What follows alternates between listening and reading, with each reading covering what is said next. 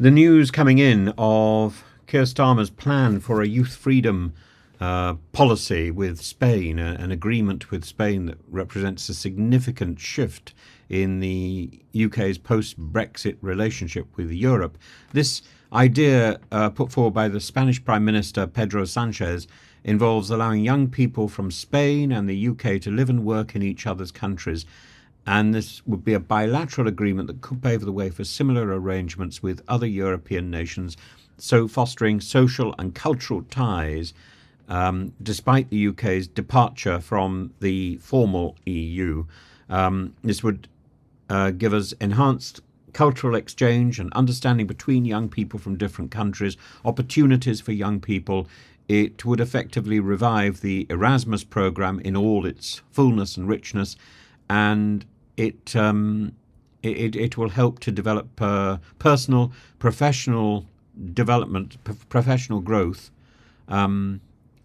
irrespective of whether or not there is a sort of university or educational link.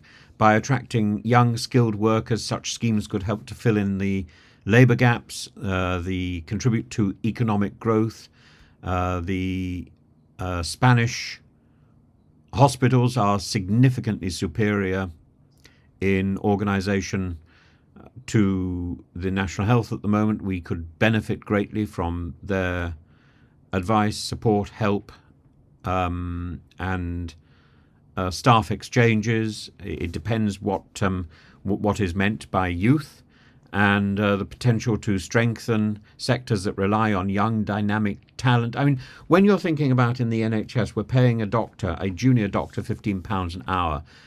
It's an absurd amount of money, and I'm sure there are many people from abroad who would happily come into the UK and work to help us, and we could export.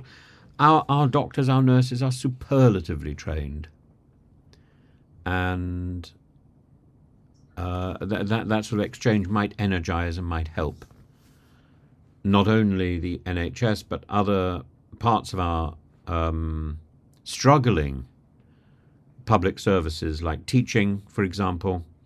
A lot of schools now opt for Spanish rather than French. This could, again, help to energise the young people coming into schools and helping as classroom assistants with language learning. This would be a great benefit. Although it's not a return to full freedom of movement, bilateral youth mobility agreements could serve as a means of rebuilding trust and cooperation with our European partners, and these agreements could be seen as pragmatic steps towards re-engagement with Europe, potentially easing tensions and laying the groundwork for future collaborations. And of course, this would mean we may well be able to strike up deals beyond Europe as well, with countries which are on the edge of Europe, appealing for European membership, countries like Albania, Turkey, and maybe countries further afield. It's a wonderful option.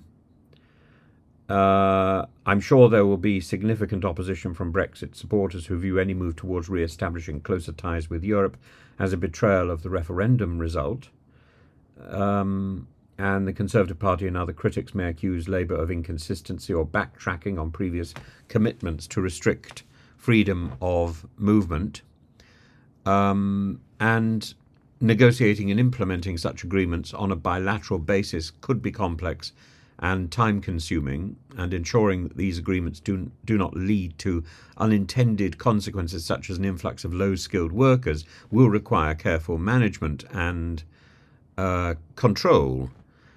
But a youth freedom plan could help to restore our alliance with Europe. It may not fully address the broader commercial and political rift created by Brexit, but it represents a pragmatic step towards rebuilding bridges, fostering mutual benefits, and such initiatives can signal a willingness to cooperate and to find common ground, which could lead to broader agreements in the future and a sort of